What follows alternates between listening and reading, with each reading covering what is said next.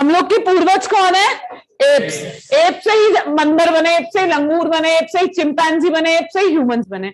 बच्चा अगर हम लोग बंदर से बने होते तो कुछ समय के बाद बंदर आपकी जगह बैठा होगा या राइफल लेके बैठा होगा और हम बंदर के बाद वहां खड़े होंगे पेड़ों के ऊपर केले मांग रहे होंगे।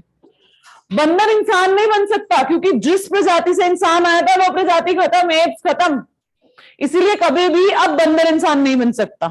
ठीक, जो बनना था एक बारी हो गया। हम लोग सब एप से इवॉल्व हुए हैं। हम लोग अगर ब्लड ग्रुप चेक करें तो हमारा ब्लड ग्रुप बंदर से भी कुछ कुछ मैच करता है, लंगूर से भी करता है, चिंपैंजी से भी करता है। तो ये हमें बताता है भाई हम चाचा ताऊ के बच्चे हैं, ये हमारा कजन वजन है। तो आगे कभी बंदर को मारो तो सोच लेना कौन सी बुआ चाचा नाराज ना हो जाए, हमारे भाई बहन ही है। पर हमारे पूर्वज कौन है? एप्स। हमारे पूर्वज है एप्स। जिस जमाने में हम एप्स हुआ करते थे उस जमाने में पता था बॉटनी क्या है, जूलॉजी क्या है? किसी ना किसी ने तो डिस्कवरी करी होगी। जो इंसान पहली बार जिस भी चीज की डिस्कवरी करता है उसे बोलते हैं फादर। जिस भी चीज की डिस्कवरी करता है उसे बोलते हैं फादर। तो बॉटनी के फादर का नाम है नहीं, थ्रियोपास्टस। आप लोग जब अलग अलग बुक्स पढ़ोगे तो अलग अलग नाम आपको मिलेगा, कहीं पे PH होगा, कहीं PHR होगा, कहीं P की जगह R होगा। थ्रियोप्रास्टस पहले सुन ले, ठीक है? तो ये इस इंसान ने क्या करा, बॉटनी की डिस्कवरी करी। इसकी स्पेलिंग बहुत अलग अलग है पर बंदा एक ही है। जैसे ये हमारा नाम बिगाड़ देते हैं ना, ऐसे अंग्रेजी नाम हिंदुस्तान में है, हमने भी खराब कर दिया, पर बंदा सिर्फ एक है।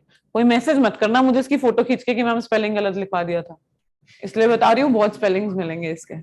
नेक्स्ट,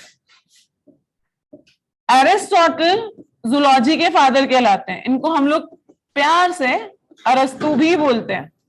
एरिस्टोटल बायोलॉजी के भी फादर थे और एरिस्टोटल जूलॉजी के भी फादर थे।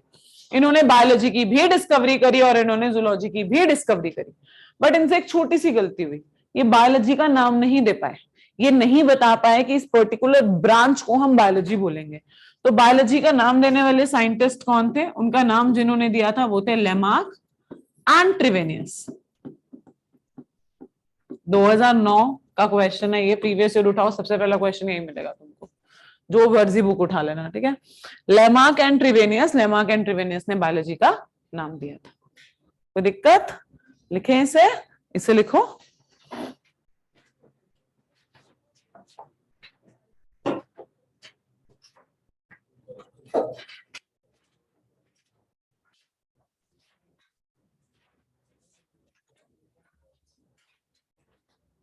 कितने स्टूडेंट्स हैं आपके बैच में? 27 है। आप लोग सबके 12th के एग्जाम फिनिश हो चुके हैं, राइट? कोई अभी 12th के दे रहा है? और इतने छोटे छोटे से क्यों आ गए हो?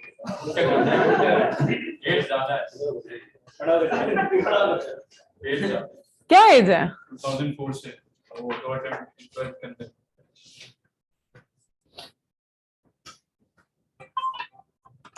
हाँ जी पापा, मम्मा को देख के गई। हाँ कैश।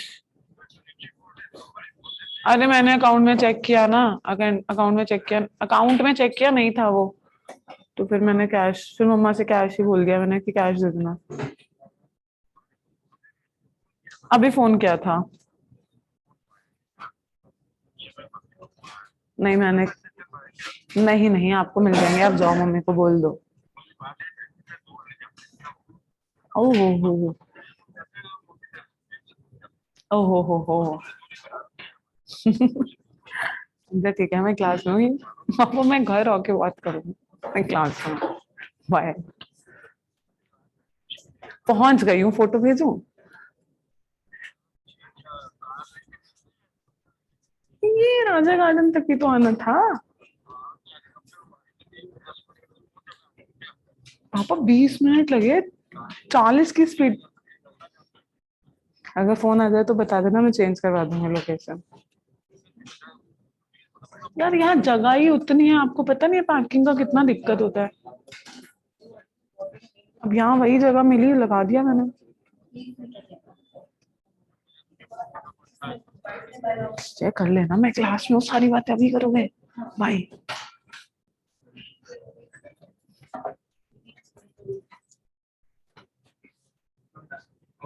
हो गया? एक क्वेश्चन लिख लीजिए, 1 मिनट लिख लो आप आराम से।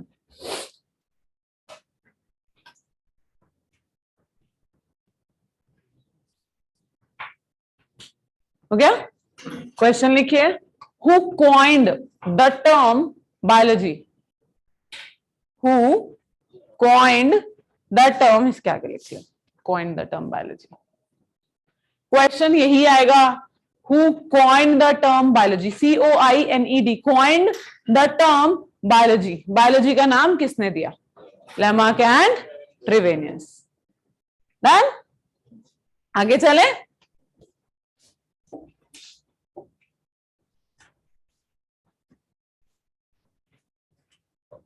अगर आपके पास ऑप्शन में लेमार्क आए और एक और लिखा हुआ है लैंडमार्क, सिर्फ एक वर्ड का फर्क है, एन का, ये बंदा नहीं है, इसने आगे काम किया था एवोल्यूशन पे, वहां पढ़ेंगे।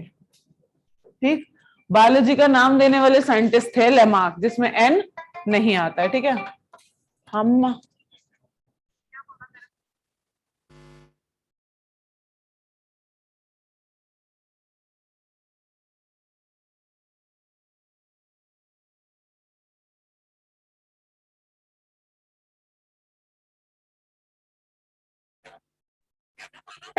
अब टॉपिक स्टार्ट करते हैं, दैट इज ब्लड। ब्लड क्या होता है, कैसे काम करता है? सबसे ज्यादा क्वेश्चन जो आते हैं वो 5 टॉपिक होते हैं। एक आपका ब्लड है, ब्लड हार्ट एक होता है, साथ में भाई हैं ये। दूसरा विटामिन है, तीसरा डिजीज है। ये 3 टॉपिक मेजरली जिससे आपको मैक्सिमम क्वेश्चन मिलेंगे। चौथा सेल, 5वां बॉटनी। ये 5 टॉपिक से आपको मैक्सिमम क्वेश्चन मिलेंगे और हर साल मिलेंगे, तो हम ये टॉपिक छोड़ नहीं सकते। तो हम सबसे पहले बात करते हैं ब्लड की। ब्लड क्या होता है? What is blood? Blood is a connective tissue. एक ऐसा लिक्विड है जो बॉडी के ऑर्गन्स को कनेक्ट करके रखता है। फॉर एग्जाम्पल, मुझे घर से यहां तक आना है या मुझे यहां से कहीं जाना है, तो मुझे क्या चाहिए? ट्रांसपोर्ट सिस्टम चाहिए, रोड्स चाहिए, रोड पे काम करेंगे हम लोग, रोड से ही जाएंगे। तो इसे वो क्या कर रहा है, रोड्स क्या कर रही है, एक एरिया से दूसरे एरिया को कनेक्ट कर रही है। अभी क्या बोलते हैं कि गांव तक रोड्स पहुंचाओ, कनेक्शन दो उनको, दैट मीन्स गांव से शहरों को कनेक्ट करो। इसी तरीके से बेटा, अगर आप लोगों की आंखों में दर्द है तो कभी आंखों में इंजेक्शन नहीं लगता। अगर सर में दर्द है तो सर में इंजेक्शन नहीं लगता, इंजेक्शन कहाँ लगेगा? ब्लड में, वेन्स में डाल देंगे। तो ब्लड का काम क्या है? जिसको जहां पहुंचाना है अपने आप लेगा और उसको वहां पहुंचा देगा। तो ये काम किसका है? ये काम ब्लड का है। तो ब्लड क्या कर रहा है? एक से दूसरे ऑर्गन को कनेक्ट कर रहा है, इसलिए कनेक्टिव टिश्यू क्यों बोलते हैं इसको? टिश्यू इसलिए बोलते हैं क्योंकि ये बहुत सारे सेल से मिलकर एक ही तरीके का काम कर रहा है। टिश्यू का मतलब क्या होता है? When the group of cells combine to form a single function. बहुत सारी कोशिकाएं मिलकर एक ही कार्य करती है, तो उसे हम क्या बोलते हैं? ऊतक बोलते हैं या टिश्यू बोलते हैं। तो ब्लड क्या है? ब्लड को हम लोग हिंदी में बोलते हैं संयोजी ऊतक, या हम बोलते हैं कनेक्टिव टिश्यू।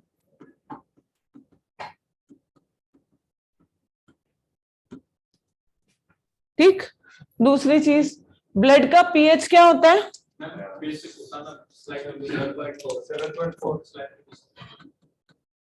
ये क्या है? Slightly basic? नहीं, ये है बफर। पीएच के हिसाब से कितने लोग हो जिसको पीएच नहीं पता? जेन्युइनली बताओ, नहीं पता, पढ़ाऊंगी। कुछ भी कंफ्यूजन लेके मत जाना यहां से। कोई एक भी ऐसा जैसे पीएच नहीं पता क्या होता है? सबको पता है? इधर भी? आगे चलूं? You don't understand Hindi? Bit? जरा से भी नहीं? You can't even understand a bit of Hindi? What I said from last 10 or 15 minutes, you understand a bit or? Only bit? Okay, I'll tell you in English also. Okay? It's fine for you then. Chalo.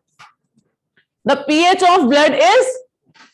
pH of blood is 7.4. What is acid? What is base? Acid क्या होता है? Base क्या होता है? The value of pH less than 7 is acid, more than 7 is base. 7 से नीचे acid हो गया, 7 से ऊपर है base हो गया।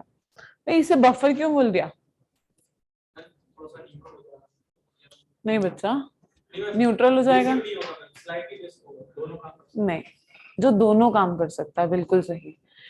अब एसिड और बेस, एक डेफिनेशन तो हमको वैल्यू से पता है कि 7 से नीचे है तो एसिड, 7 से ऊपर है तो बेस। एक और वैल्यू होती है पीएच की, क्या होती है? जो भी H पॉजिटिव आयन को रिलीज कर रहा है, एक्सेप्ट कर रहा है, base. Anything which accepted H positive ion is base, which releases H positive ion is acid. ठीक, ये दोनों काम करता है। H पॉजिटिव आयन को पकड़ता है जब इसको कार्बन डाइऑक्साइड पकड़ना होता है, जब इसे छोड़ना होता है कार्बन डाइऑक्साइड को तो H पॉजिटिव रिलीज कर देता है। H पॉजिटिव रिलीज कर रहा है, एसिड हो गया, पकड़ रहा है, बेस हो गया। ठीक है, तो it works both as acid as well as base, इसलिए इसको क्या बोलते हैं? बफर। डन। ना ये एसिड है या ना बेस है। आपके एग्जाम में एक बार ये क्वेश्चन आया था, pH is acid, base, amphoteric, neutral. उस समय आंसर था एम्फोटेरिक। एम्फोटेरिक और बफर सेम होता है, आप इसे एम्फोटेरिक भी बोल सकते हैं।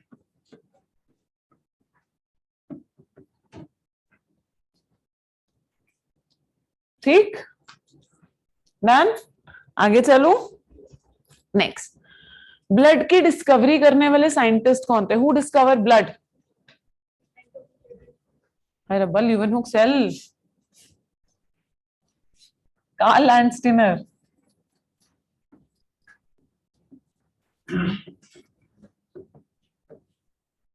1902 में किया था, इससे पहले पता ही नहीं था ब्लड क्या होता है।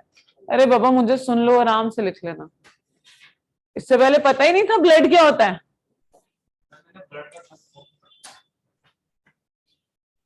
1902 में इसने डिस्कवर किया, उससे पहले क्या होता है ब्लड नहीं पता था हमको। पता तो था, क्या लिख रहा था?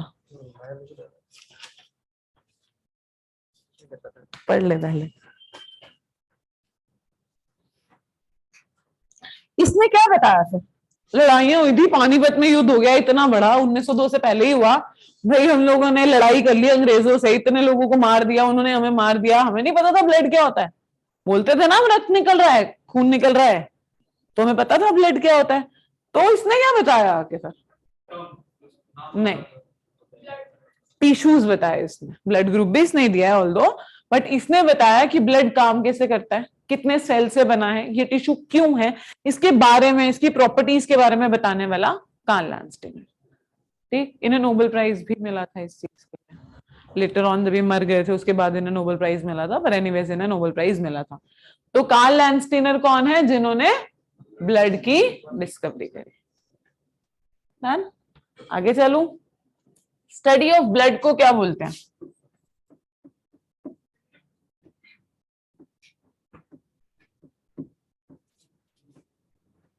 हिंदी में बोलते हैं रुधिर विज्ञान।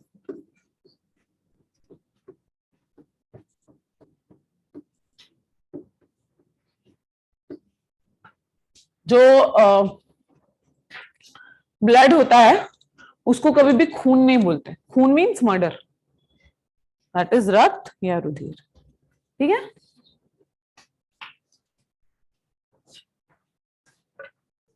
कभी भी जब नया रजिस्टर शुरू करता है ना तो कम से कम 2-3 पेज छोड़ देता है।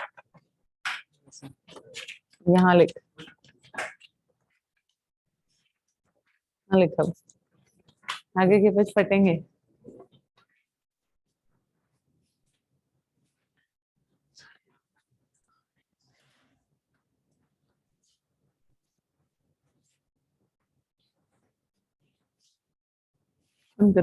कोई फायदा नहीं। तुम लोग कंफर्टेबल हो बैग्स ऊपर रख करके लिखने में? बैग्स रख दो साइड में, मतलब अगर तुम लोग कंफर्टेबल हो तो। तुम लोग ऐसे बैग्स के ऊपर रख के लिख रहे हो, आप लिख पा रहे हो बच्चे? कंफर्टेबल हो?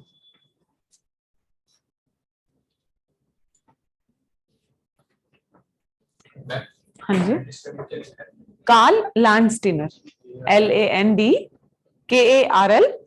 LANDSTEINER।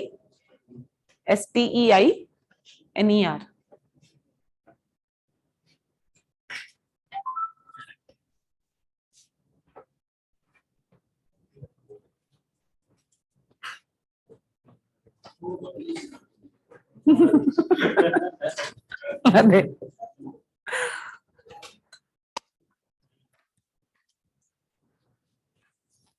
हो गया? डन? लिख लिया यहां तक? चलिए आगे नेक्स्ट बात करते हैं। आप लोग ने कभी नसें वसें काटी है बचपन में? नहीं, किसी ने भी नहीं काटी? अच्छा, दिल्ली से कौन कौन है?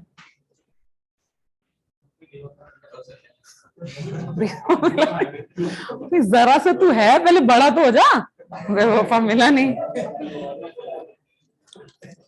बाकी सब लोग विलेजेस से बिलोंग करते हो? यूपी, हरियाणा, सिटी से, मतलब बाहर हो ना, दिल्ली से? ये दिल्ली के बच्चों को कुछ नहीं पता होगा, क्योंकि इसलिए पूछ रही हूँ। ये तो है ही ऐसे नालायक से। ये दिल्ली में कुछ खेलने की जगह होती नहीं है, तो हम लोग खेलते कूदते ज्यादा है नहीं, पार्क भी इतनी दूर दूर होता है। आप लोगों ने खेला होगा, जब आप लोगों ने मिट्टी के अंदर खेला कूदा होगा तो आपने देखा होगा ब्लड कट लगता है। ब्लड जब निकलता है, जब मिट्टी में मिल जाता है, अटक जाता है, क्लॉट हो जाता है। पर अगर जमीन पे गिरेगा तो ये थोड़ी देर लगेगी इसको गांठ जमने में, क्लॉट होने में।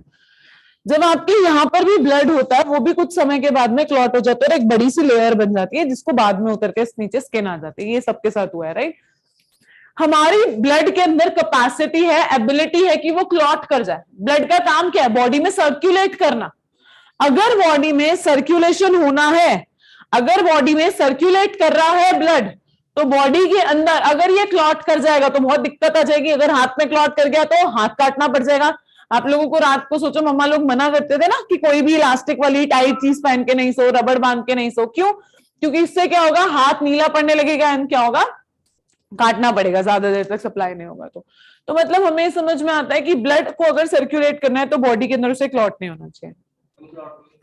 क्लॉट मीन्स थक्का जमना, खून का जमना।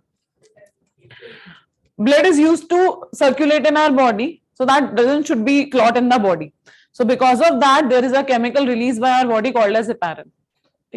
बॉडी में कहीं सर्कुलेशन में क्लॉट ना हो, इसके लिए केमिकल रिलीज होता है। That chemical is called as heparin. Heparin नाम का एक केमिकल बॉडी रिलीज करती है। ये केमिकल रिलीज करने से 2012, 2021, 2019 तीनों ईयर में आपको मिल जाएगा, प्रीवियस ईयर की बुक उठा लेना। हेपारिन जो होता है, हेपारिन क्या करता है? हमारी बॉडी में ब्लड क्लॉट ना हो उसका ध्यान रखता है। तो it prevents blood clotting, but कहां? Only in blood vessels. इसके अलावा सब जगह क्लॉट हो सकता है। चोट लगेगी तो क्लॉट होगा, सिर्फ ब्लड वेसल्स उसकी टेरिटरी है। जैसे पुलिस वाले होते हैं ना, भाई इससे बाहर मैं नहीं देखूंगा, मर्डर भी हो जाए तो मेरी टेरिटरी नहीं है। इसी तरीके से भैया इसकी अपनी टेरिटरी है, सिर्फ वहीं तक काम करेगा, बाहर निकल जाएगा तो काम नहीं करेगा। ठीक है जी, लिखें इसके बारे में, लिखिए। हेपारिन इज अ केमिकल, जब बाद में पढ़ेगी ना तो भूल जाएगी इसको। अच्छा ठीक है, लिख लो। Which chemical? Heparin is a chemical prevent blood clotting. Heparin is a chemical prevent blood clotting in blood vessels.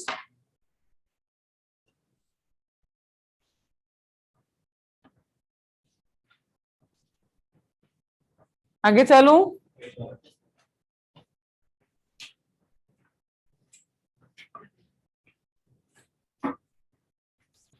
आप लोग लीच समझते हो? जोंक एक ऐसा कीड़ा होता है जो आपकी स्किन पे अगर चिपक जाए, लीच, जोंक बोलते हैं हिंदी में। You know what is leech? बारिश के मौसम में हर जगह ही होता है यार। आप कहाँ से हैं? मणिपुर। तो वहां तो बहुत होते हैं यार। You saw lots of leech there. In every area, maximum number of leeches present on the east side of Delhi, India only. Right? Leech क्या होता है भाई? लीच एक ऐसा जानवर होता है, कीड़ा होता है, छोटा सा, चिपक जाता है, ब्लड सर्व करना शुरू कर देता है। इतना ज्यादा ब्लड पीता है, इतना ज्यादा ब्लड पीता है, और तब तक पीता है जब तक उसका पेट नहीं भर जाता। जब वो बाहर निकल जाता है तब भी ब्लड बाहर निकल रहा होता है। एक ही केस है। दूसरा केस मलेरिया होता है। हमने बोला मलेरिया मच्छर के काटने से होता है। फॉर एग्जाम्पल, मुझे मलेरिया है, मच्छर ने मुझे काटा, मुझसे ब्लड लिया, अब वो तुम्हारे पास आया, तुमको ब्लड देने थोड़ी आया है, किसी ने मच्छरों को काम पे तो नहीं रखा खून के लिए, सबसे चूसता ही है, तो वो तुम्हारे पास है, तुमसे भी ब्लड खींचेगा, तो तुम्हें मलेरिया कैसे हो गया? क्यों? क्या?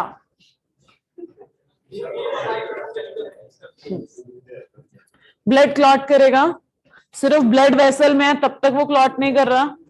मच्छर अगर अपना टेंटेकल डाले और ब्लड खींचने की कोशिश करे तो उसके टेंटेकल में ब्लड क्लॉट हो जाएगा, क्योंकि बाहर निकलते ही मिट्टी में ब्लड क्लॉट हो गया था जल्दी से, ऐसे ही जैसे उसके टेंटेकल में निकलेगा, सरफेस एरिया कम होगा, हवा ज्यादा मिलेगी, क्लॉट कर जाएगा। क्लॉट कर गया तो उसका जो टेंटेकल होगा खराब हो गया, तोड़ना पड़ जाएगा, स्टिंग होती है जो उसकी वो तोड़नी पड़ जाएगी, खत्म, वो तो मर गया मच्छर। तो इसीलिए वो क्या करता है, इसीलिए वो पहले एक ऐसा केमिकल आपकी बॉडी में डालता है जिससे ब्लड क्लॉट ना हो। एंड वो केमिकल क्या होता है? उसका सलाइवा। आपका जो सलाइवा है वो भी एंटीकोगुलेंट एजेंट है, क्लॉट नहीं करने देता। अगर हम लोग कभी टेस्ट करते हैं लैब में छोटे स्केल पर, कॉलेजेस में जब आप लोग बीएससी अगर किसी ने किया हो, या स्कूल में तो आप लोग गए नहीं हो, कोविड वाले बच्चे हो सारे, तो स्कूल में तो कुछ कराया नहीं होगा, अगर कराते हैं तो क्या करते हैं, जो हमारे पास टेस्ट ट्यूब्स होती हैं उसमें पहले सलाइवा डाल के ब्लड डालते हैं, क्योंकि हमारे पास वहां एंटीकोगुलेंट एजेंट नहीं होता, तो वहां हम लोग सलाइवा यूज करते हैं। तो ऐसे ही जो मच्छर होता है वो भी अपना सलाइवा यूज करता है, सलाइवा को आपकी बॉडी में डालेगा, मिक्स कर देगा ब्लड को, फिर खींच लेगा ताकि वो ब्लड क्या हो, क्लॉट ना हो। ये बात समझ में आई? पक्का? यहाँ कोई दिक्कत नहीं? तो जब वो आपकी बॉडी में सलाइवा डाल रहा है तो उसके साथ में आपको मलेरिया हो जाएगा। उस सलाइवा में क्या प्रेजेंट होता है? एनोफिलीज मॉस्किटो की बात कर रही हूं। अच्छा, दूसरी चीज, खून चूसने की असली उत्तराधिकारी सिर्फ लड़कियां, फीमेल्स। मेल मच्छर खून नहीं चूसता। मच्छरों की बात हो रही है, वापस आ जाओ यहां पर।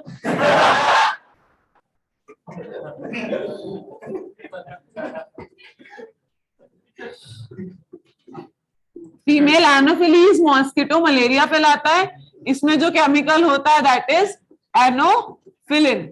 इसमें जो केमिकल होता है दैट इज एनोफिलिन। ऐसे ही लीच में जो केमिकल होता है जिसकी वजह से अगर वो काट के हट भी जाए तो भी ब्लड बाहर आता रहता है, क्योंकि वो एंटीकोगुलेंट एजेंट आपकी बॉडी में डाल चुकी होती है, उसका नाम होता है हाइड्रोडिन। हाइड्रोडिन, ठीक। और हेपारिन हमारी बॉडी में नेचुरली रिलीज होता है। अगर मैं आप लोगों का ब्लड ले लूं, ब्लड को स्टोर कर दूं, ब्लड तो डोनेट किया जाता है, स्टोर किया जाता है फॉर फ्यूचर पर्पसेस। अगर मैं आपका ब्लड ले लूं और उसको स्टोर कर दूं फ्यूचर के लिए, तो जिस बैग के अंदर मैं उसको स्टोर करूंगी वो तो उस बैग में भी जम जाएगा, खराब, मेरे लिए वेस्टेज है वो। तो क्या करें, उसमें भी कोई केमिकल डालना होगा। सलाइवा तो मैं नहीं डाल सकती, आपके सलाइवा में टीबी का बैक्टीरिया हो सकता है, कोई और कुछ हो सकता है, तो दिक्कत हो जाएगी, ब्लड खराब हो जाएगा, वो आपको चढ़ना है। और मैं क्या डालूं? अब बेचारे मच्छर को ढूंढ ढूंढ के उसमें से एनोफिलिन नहीं निकाल सकती, लीच को ढूंढ ढूंढ के हाइड्रोडिन नहीं निकाल सकती, कहां से लाऊं? तो हम लोग आर्टिफिशियल केमिकली प्रिपेयर करते हैं, that is salt of stearate and oxalate.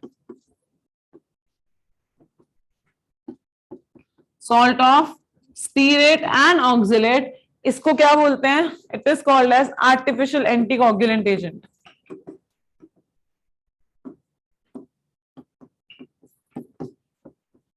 Anti clotting या एंटी कोगुलेंट, हिंदी में बोलते हैं कृत्रिम, नीचे लिख देते हैं।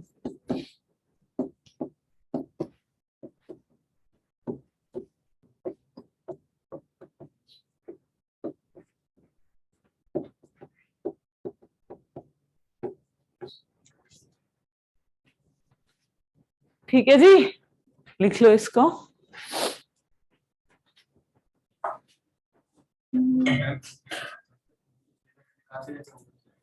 खून का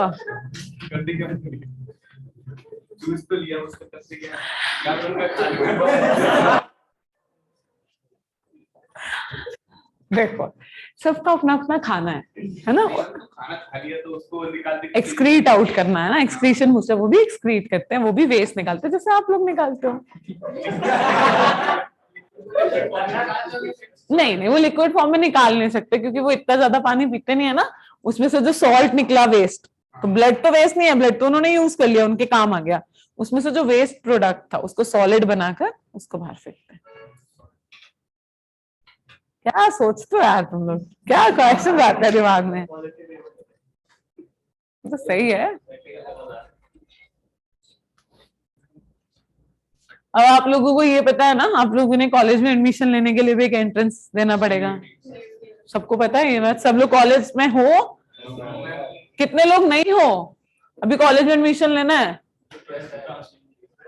तुमको रहने ही दो। बाकी लोग जिनकी 12th हो चुकी है या दे रहे हो चुकी है, आप लोग ने किसी कॉलेज में एडमिशन लिया हुआ है या अभी लेना है? लेना। वाह, फिर से एक एंट्रेंस।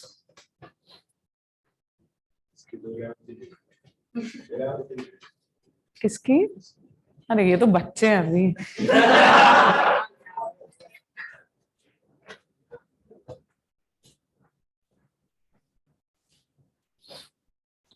अगर फिर भी आप लोग का कोई नोट्स मिस हो जाता है, आपकी क्लास मिस हो जाती है, तो टेलीग्राम पर एक चैनल है,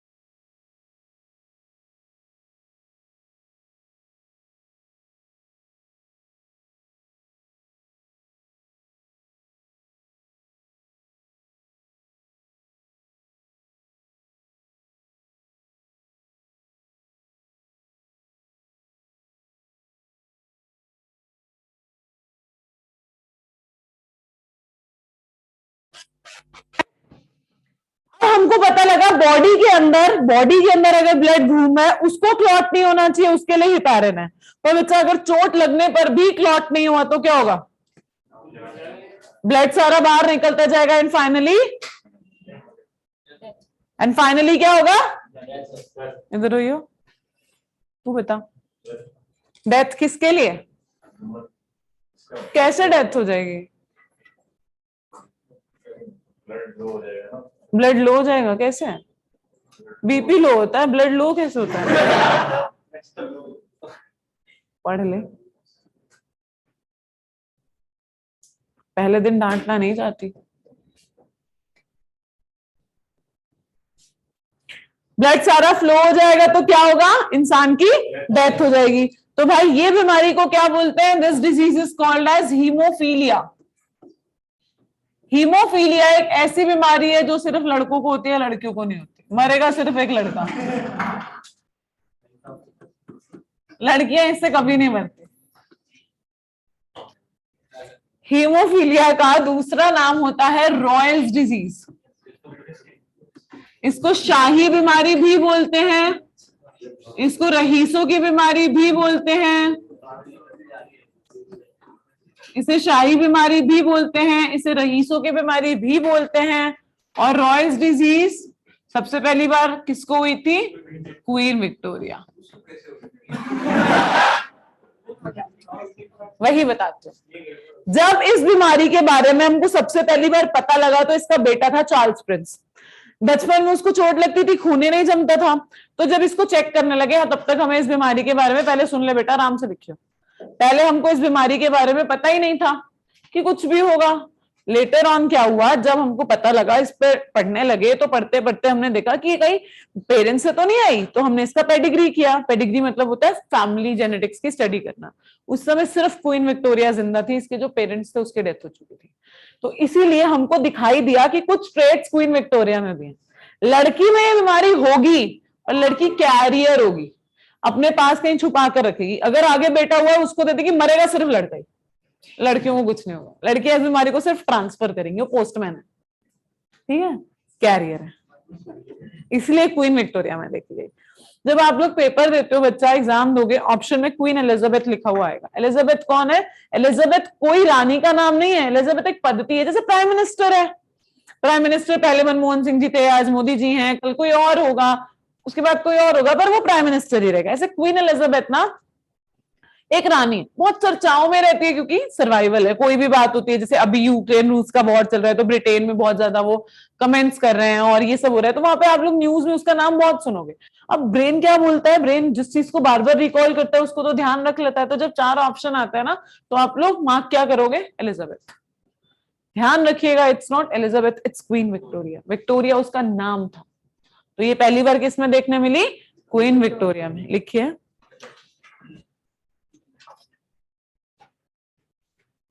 hemophilia is a disease in which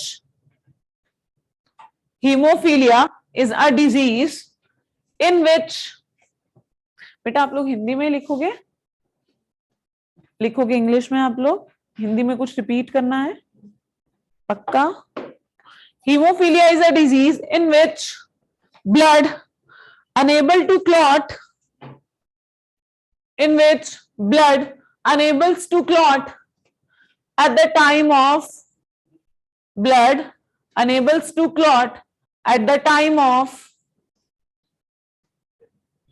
injury. It is also called as Royal's disease. It is also called as Royal's disease because it is first detected in Queen Victoria.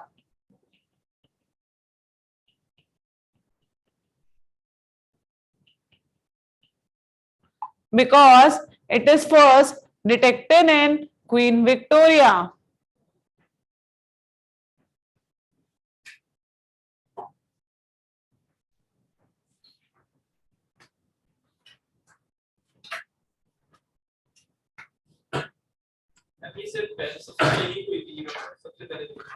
सबसे पहले बीमारी देखो, हो सकता है इससे पहले भी किसी को ही हो सकता है गांव में किसी और नॉर्मल इंसान को भी हो, पर हमें नहीं पता लगा। हमने जब डिटेक्ट किया वो क्वीन विक्टोरिया थी, तो इसलिए इसका नाम आता है।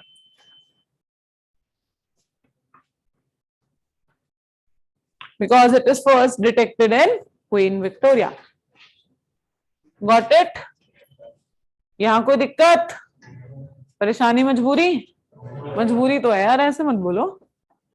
आगे चले, तो पढ़ना पड़ रहा है, एग्जाम में नहीं आता, कोई बायो नहीं पढ़ने आता, तो एग्जाम वालों का भला हो बायो डाल दी। चले आगे, कोई दिक्कत? नेक्स्ट, ब्लड बनता कहाँ है? Bone marrow. द ब्लड होता कहाँ है? Bone marrow. बोन मैरो कहाँ होता है? रीढ़ की हड्डी में, एक हड्डी स्पेसिफिक, आपकी जो रीढ़ की हड्डी है उस रीढ़ की हड्डी से थाई तक एक बोन जाती है, उस हड्डी, वो हड्डी खोखली है, हॉलो बोन है। वो हड्डी क्या है? खोखली है, हॉलो है। उस हॉलो बोन में एक लिक्विड भरा रहता है, उस लिक्विड को क्या बोलते हैं? Bone marrow. जब आप लोग पैदा होते हो तो ये बोन मैरो पूरा रेड होता है। लेटर ऑन जब आप बड़े होने लग जाते हो, ये बोन मैरो अपने कलर को चेंज कर लेता है और येलो हो जाता है धीरे धीरे धीरे धीरे। मतलब अगर मैं एक 60 इयर्स के बंदे की बात करूं तो उसका 60% जो ब्लड होगा, बोन मैरो होगा, वो येलो हो चुका होगा, 40% रेड होगा, मतलब 50 से 60 की रेंज में रहता है। तो अगर उसका येलो हो गया, येलो ब्लड हमारे किसी काम का नहीं। जो ब्लड फॉर्म कर रहा है वो कौन है? Bone marrow. कौन सा bone marrow? Red bone marrow. कई बारी वो रेड लिख देते हैं, कई बारी वो नहीं लिखते, तो हम स्पेसिफिकली बात करें तो रेड बोन मैरो ब्लड बनाता है। ठीक है, लिख लिए। ब्लड इज फॉर्म, जो बोल जाते हैं इसका मतलब थाई तक कुछ बोन नहीं बच्चा, रिबकेज से थाई तक नहीं। यहाँ पर 33 बोन्स है, जो रिबकेज के पास है उसे थोरैसिक बोन बोलते हैं, वो 7 होती है। एक लास्ट बोन है जिसको कॉक्सिक्स बोलते हैं, वो जुड़ती है रीढ़ की हड्डी हमारी थाई बोन से, इश्चियम एंड कॉक्सिक्स, वो बनाते हैं। समझ कुछ नहीं आया? क्या इश्चियम बोल दिया, क्या कॉक्सिक्स बोल दिया, कुछ नहीं पता लगा? नहीं लगा ना? बोन्स करेंगे ना तब आपको ये समझ में आ जाएगा। बोन्स में हम लोग ये याद करेंगे, ठीक है? क्योंकि रीढ़ की हड्डी एक हड्डी नहीं, सेवरल बोन्स हैं, छोटे छोटे छोटे छोटे टुकड़े जो मिलकर रीढ़ की हड्डी बनाती हैं। ठीक है, चले आगे। जैसे ये देखो, इसमें मोती बहुत सारे एक धागे में पिरोए हुए हैं, पूरा मिल करके एक माला बना रहा है। इसी तरीके से, इसी धागे की तरह, इस तरीके से पूरी की पूरी हड्डियां जुड़ी होती है और रीढ़ की हड्डी बनाती है एक धागे में, वो रीढ़ की हड्डी है। ठीक, आगे चले। Next, blood formed in red bone marrow.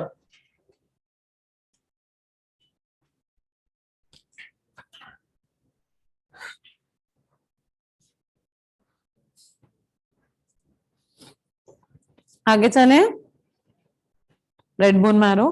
Blood cancer नाम की कोई बीमारी सुने? You heard about blood cancer? Blood cancer को क्या बोलते हैं? Very good, leukaemia.